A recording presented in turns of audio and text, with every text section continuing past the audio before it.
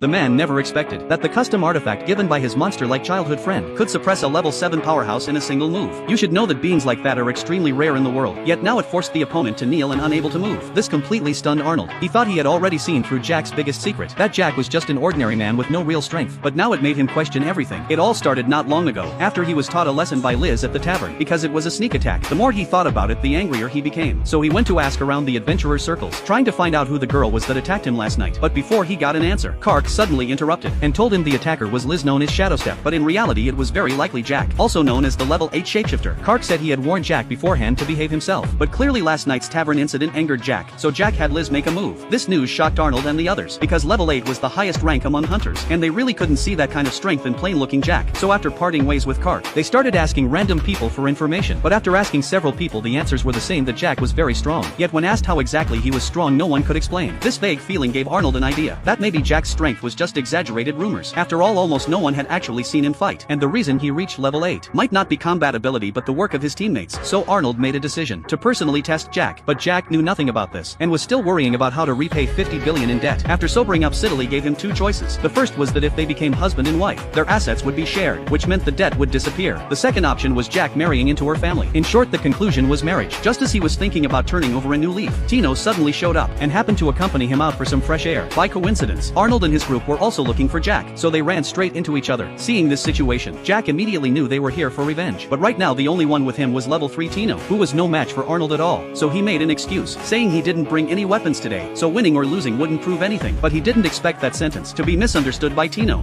マスターはお前たちがボコボコにされて自信をなくすことを憂慮している。そんなこともわからないのか、愚か者。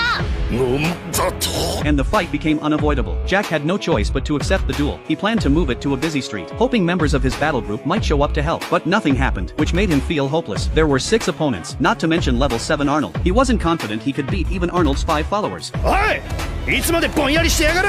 そろそろ始めるぞ、レベル8。なあ、ごめん。てめえ、俺の名を出せ。奴のペースに乗るな。